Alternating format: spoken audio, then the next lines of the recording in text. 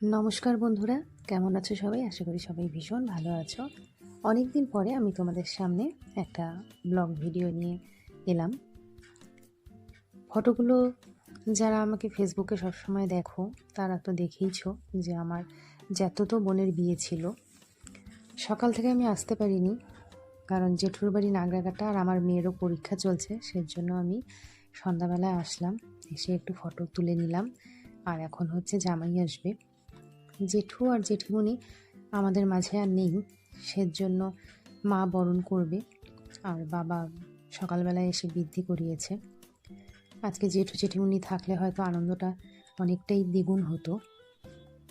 বরযাত্রী চলে এসেছে, জামাইয়ের গাড়িও চলে এসেছে, মা হচ্ছে বরণ করবে।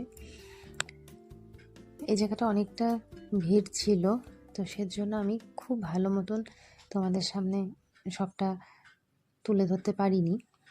এই হচ্ছে জামাই। এখানে এখন গেট ধরার পর্ব চলছে, জামাইকে কিছুতেই ভিতরে ঢুকতে দেবে না। তো এটা চলতে থাকুক, চলো আমরা একটু ভিতরে যাই।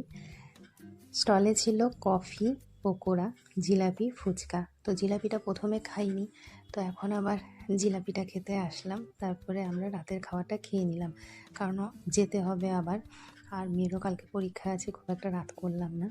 এই হচ্ছে আমার বড় জেঠু, আমাদের এক বোন ছিল সেও নেই, জেঠিমণি, আর এই হচ্ছে আমাদের ঠাকুমা। বিয়েতে বসে পড়েছে।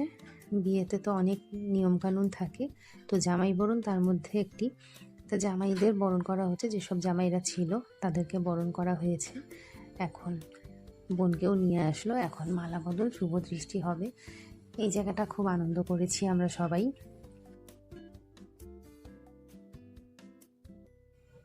এই বোন আমার থেকে অনেকটাই ছোট, ওদেরকে আশীর্বাদ করি ওদের বিবাহিত জীবন খুব সুখের হোক, খুব ভালো থাকুক। 7 পাক ঘোরার পরে শুভ দৃষ্টি ও মালা বদল। তা মেয়েকে যতটা পেরেছে তুলেছে, জামাইকেও সবাই তুলে দিয়েছে উপরে। আমাদের আর থাকা হবে না এখন, কারণ কালকে মেয়ের পরীক্ষা, তো বাড়ি ফেরার পালা। এখন ওরা বিয়েতে বসলো আর আমরা বাড়ির পথে রওনা দিলাম। সবার কেমন লাগলো ভিডিওটা অবশ্যই জানাবে, আর সবাই ওদেরকে আশীর্বাদ করুন যাতে ওদের বিবাহিত জীবন খুব সুখের হয়।